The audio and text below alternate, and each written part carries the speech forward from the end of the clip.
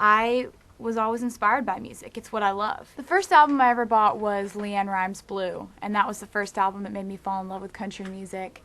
And I think the second impactful album of my life, which completely changed my life, was Dixie Chicks' Wide Open Spaces. My first job was, I grew up on a Christmas tree farm in Pennsylvania, which I know is like really random. You don't ever expect a country singer to grow up in Pennsylvania or on a Christmas tree farm.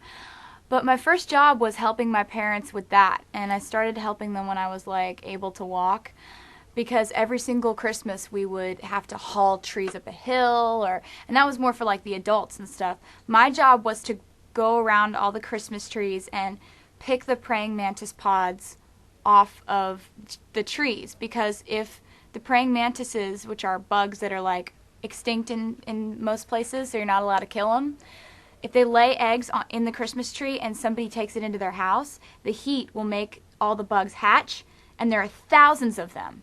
So my job was to go get the egg pods off the trees, and so that people wouldn't have them in their houses. There were so many different events that inspired me to be a musician. I think that it started out with just loving music. Sorry. Come on, people! You're killing me! Don't mess this up for me. God. I'm sorry, go on.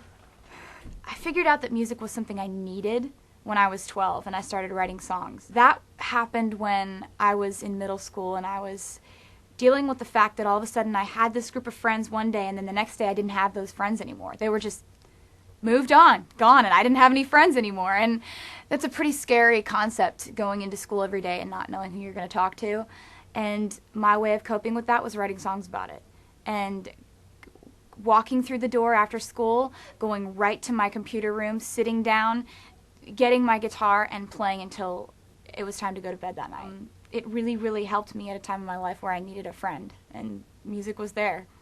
The first concert I ever attended was a LeAnn Rimes concert, and I remember standing in the front row, and she reached down and grabbed my hand and said a few words to me, and it made my life.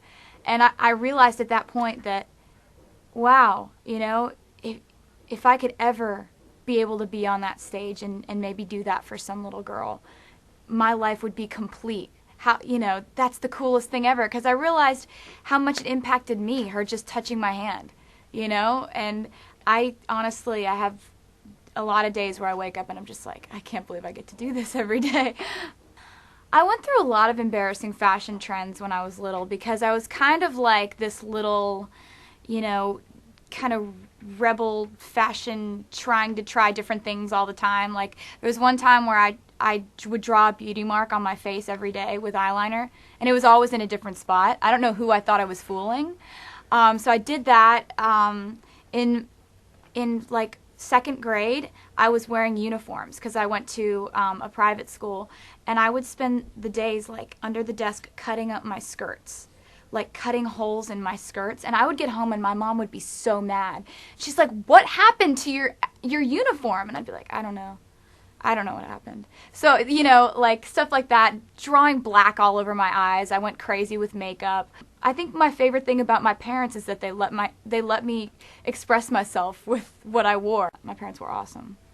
It's so crazy going from 3 years ago, riding around in the back of a rental car, walking into Clear Channel stations and trying to get played on the air, you know, trying to get an interview on the air, and meeting these program directors for the first time, meeting these people for the first time, and all the DJs, and then walking into the Clear Channel online offices and seeing all these stripped performances playing on the screens on the wall, and you know, wondering, hey, I wonder if I'll ever get to do that. And sure enough, here we are, and it's very exciting. I'm really, really kind of pinching myself today.